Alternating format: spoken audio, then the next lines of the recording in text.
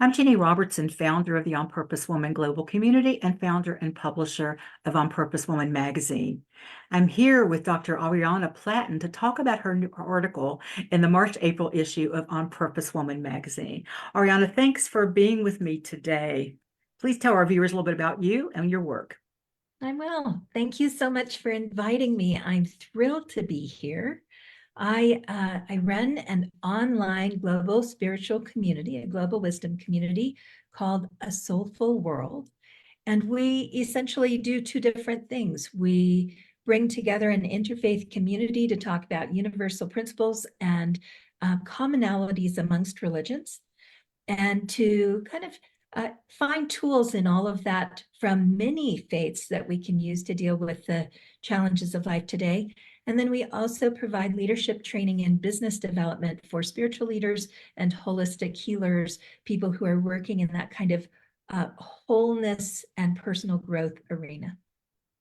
Wow, I just learned more about you than I knew. I didn't really know the focus of your soulful world. Is that what it's called? Mm-hmm. I do get invited to it. You do something every Wednesday night, right? I do. And Every every Wednesday night time. we do an event called Sacred Space, which is an opportunity to come together for a reflection on a topic for about 20 minutes, a little guided meditation, and then we go offline into another half hour of just open discussion amongst anybody who's there who wants to stay. Yeah. They can stay or not, but it's a very, very sweet community. And that information is on your website, correct? Yes, it And is. and Ariana's website is in the text of this video. So check that out, because every time I get the email, it's like, oh, can't do this one. I think I have it, I think I have it on my calendar for the next one, so I don't schedule anything ahead of it. So I do want to show up for that. Great. But, I reached out to you and asked you if you would submit an article for the magazine, and you suggested this title, and I love this title, which is Business Success versus Loneliness. Don't Sacrifice Friends. That was such an interesting topic that I don't think I'd seen anybody write about in that way. So what inspired you to write this article, or this? I don't know if you'd written this before, or if it's something that was bubbling around with you and you No, wrote. I actually wrote it for you. I actually Okay. wrote it for the magazine, but I wrote it because I say it in my very first paragraph. I heard myself say again, oh, I can't do that. Thanks. I don't have time for, I've got to get this done. And it really, your timing was perfect with that, because I was considering how often we set aside the kind of personal moments in life with people because we have such a broad list of things that have to be accomplished. Yeah. And what it means kind of to sacrifice our relationships. It's not lost on me that loneliness is epidemic in our society. We are a lonely people. We are disconnected from one another, and we were that before COVID. We're more that now. Yeah. So I think of myself as being pretty on top of things like that. And if I'm saying, geez, I'd love to, but I can't, Yeah. and letting friendships sit in second place to the day-to-day work, if I'm doing that, I know we're all doing that. So true. And when I read your article, I sort of recognized myself in it, because I found myself becoming almost gleeful when someone would cancel a social thing with me, because I had all this work to do. It's like, oh, great, because I didn't want to be the one to cancel. But if they did, it was like, oh, thank God. I wouldn't say that to them, obviously. And yet, I know what going and being with that person does for me. But yet Yeah. I'm so glad that they were the ones that did it, because I didn't want to hurt their feelings, if you will, by canceling. And I also have to remind myself, and I don't know if you have this, where I'm not doing medicine here with my work. I'm not saving lives, like physically saving lives. I'm not in an emergency situation.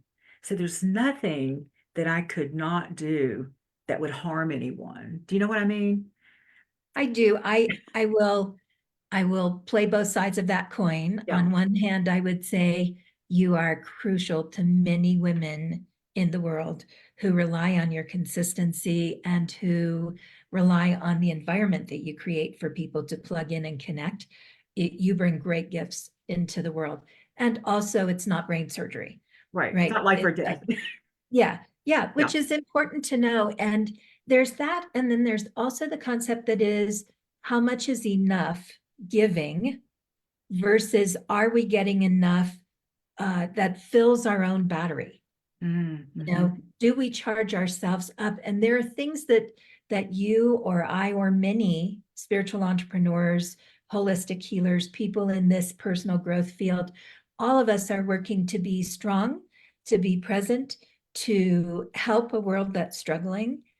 And it's easy to forget how to be vulnerable, how to make time for vulnerability. And friendship allows us to come to our vulnerable place, to say what we don't like, to whine a little bit, which sometimes we just need to do, Just need to do it. to, Yeah. you know, to have tears, because tears are so foundational to our self-awareness, our personal discovery. And we don't necessarily want to do that in our professional environment, but friendship allows us the confidentiality, the closeness, and the safety to be really true to our own feelings and share them with someone who can be present and not try and change us. Ah, so beautifully said. Thank you. Thank you for that.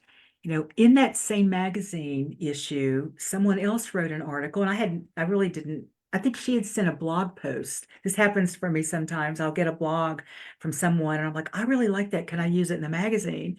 And not really, they were similar, yet they were very, very different. And her title was, How Far Would You Drive to Have a 2 Hour Lunch with a Friend?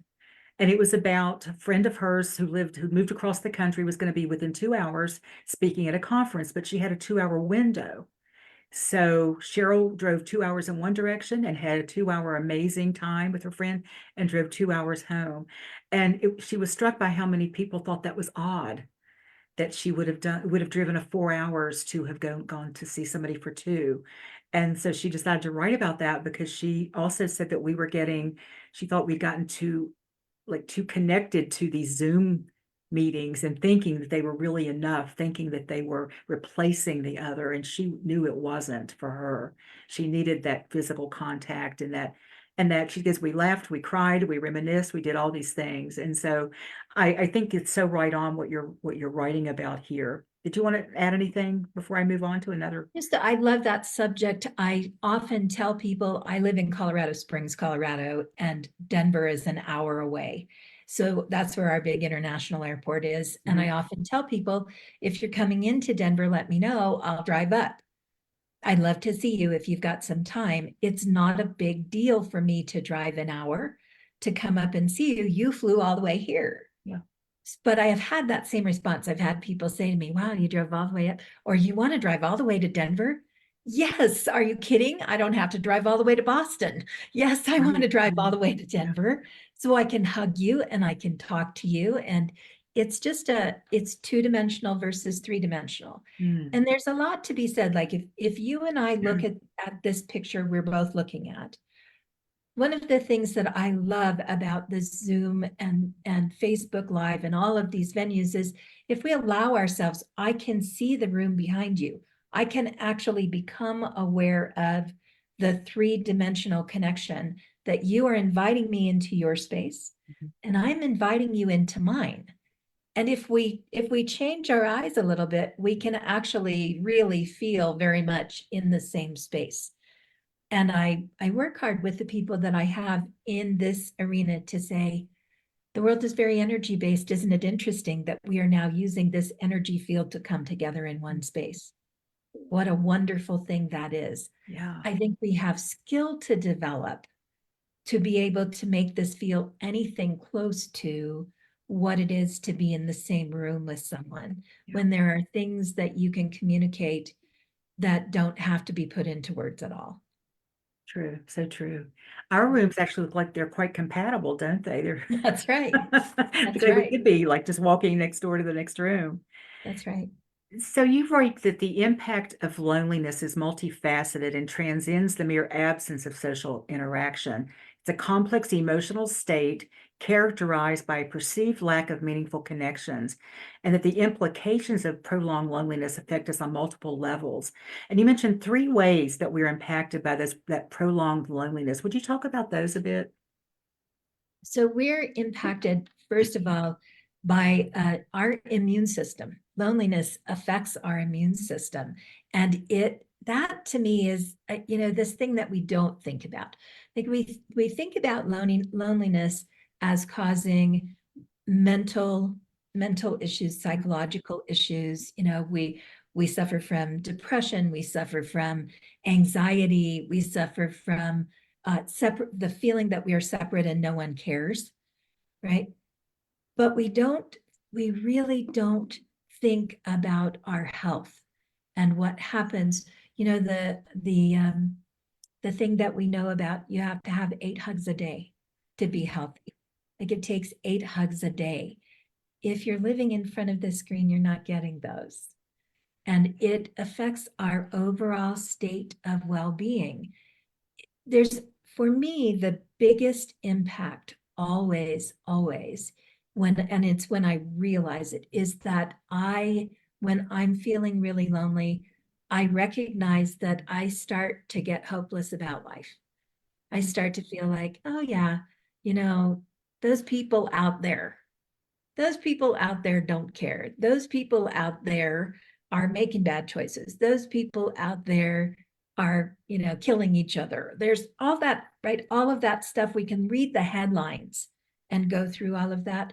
It takes one person, one hug to bring me back to hopefulness about life, to really help me to remember just how many amazing people there are in the world and how much really good work is being done, and to feel seen and heard and cared about and connected with, and to feel like my value is recognized in the world, and also to feel like I can, and this is probably more important than any of those, to feel like I can make a difference.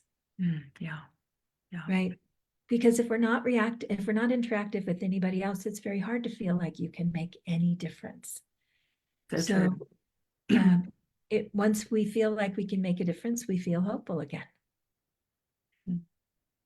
And do you agree that we need ourselves sort of reflected back to us as well? Like Oh people yeah. who really see us, all of Yeah. us, and that vulnerability that you were talking about, and the realness. Yeah. Yeah.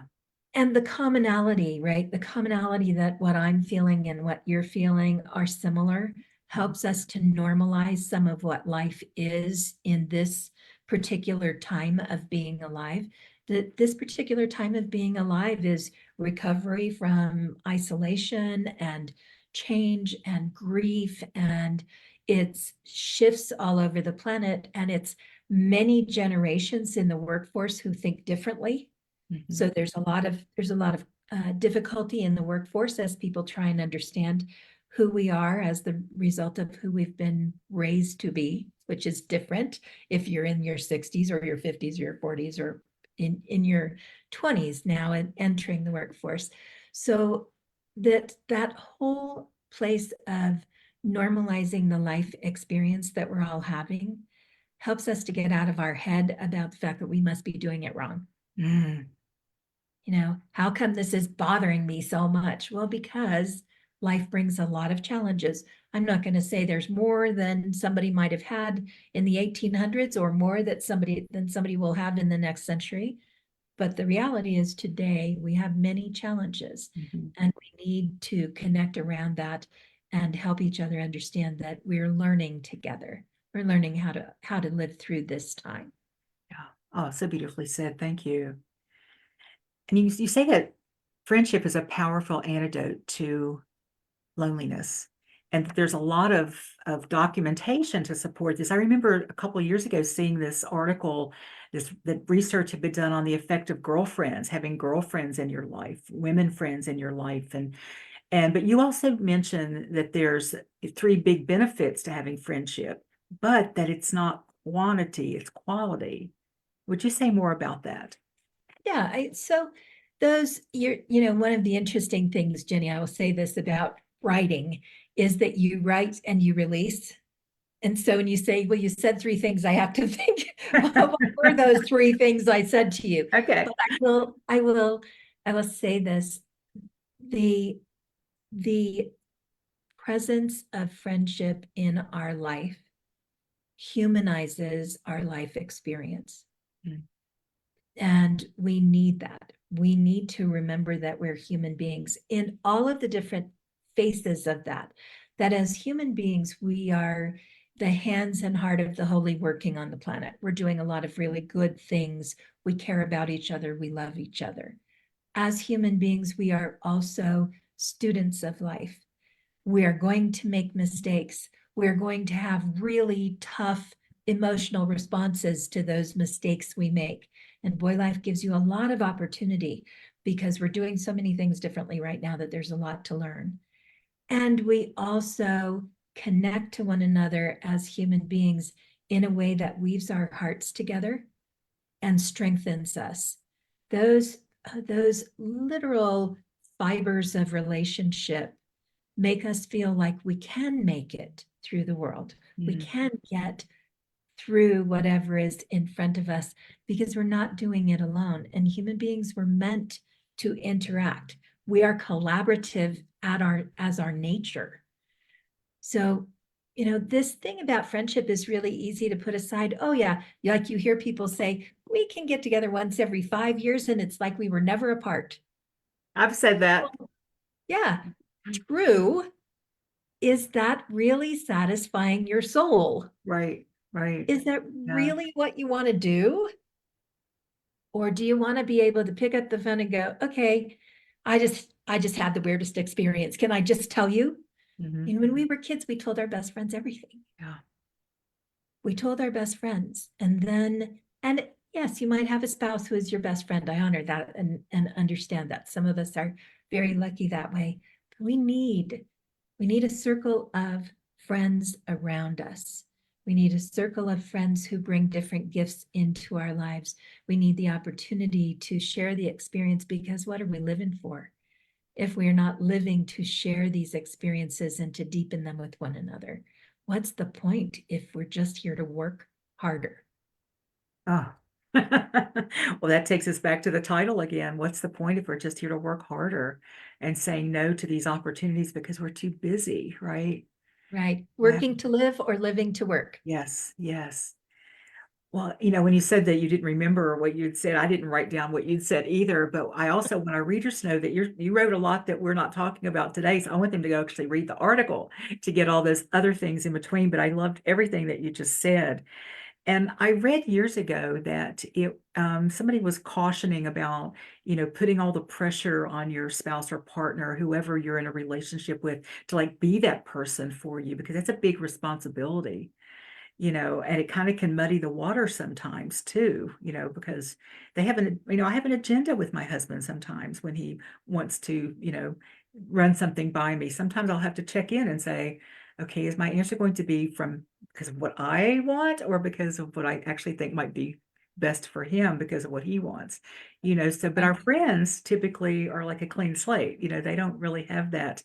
They're not going home with us. They don't have to live with us, at the end of the day, so they can be more objective, I think, about, I love the friend who says, "What do you need from me?"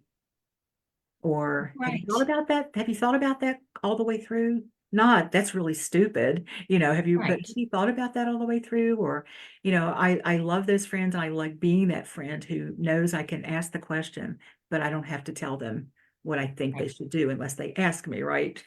And Right. so those are really valuable friendships for me. Let's see. You mentioned that, well, what would you say? This wasn't part of your article, but I want to mention it to you and see what you think. You talked about how we have people who live alone. I'm fortunate enough to live with somebody that, we really work hard on getting those hugs in, the hugs that we need. But let's say you live alone, you're working from home. How would someone start to nurture themselves in that way, or how would they start to do some behaviors that might help them get the benefits of the hugs, maybe without actually getting the hugs? Does that make sense? Yeah, it does. I think one of the great challenges of adulthood is it's not like going to school where we sit in the classroom and we kind of part of our job in school is to make friends, Hmm. right? That's kind of what we do is we go to school and especially middle school, high school, college, we make friends. Friends that are supposed to be with us our whole life, but then they kind of scatter to the winds and suddenly we find ourselves out there as adults. saying, I just long for that deep, trusting friendship, which is we're a little romanticizing what it was like, first of all. Yeah. Because if you really think back into those friendships, they were not quite as wonderful. They were good, but they were not always as healthy as we might want them to be. As adults, it's important for us to look at the things that we make time for and the things that we like to do. Events like meetups and networking opportunities and spiritual communities, spiritual activities. If you like to, go sit in a sound bath, listen to somebody play crystal bowls or gongs. Great. There's a community of people that have something in common with you. Mhm. So getting yourself out is a greater challenge than it's ever been because we got cozy during COVID. Oh, we did. We kind of got cozy and got used to being in our alone space.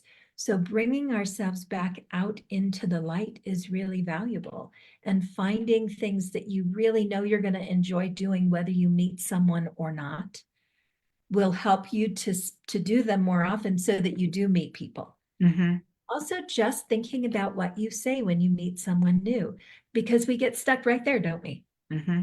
Uh, Gosh, what am I going to say? Gee, your hair looks great today.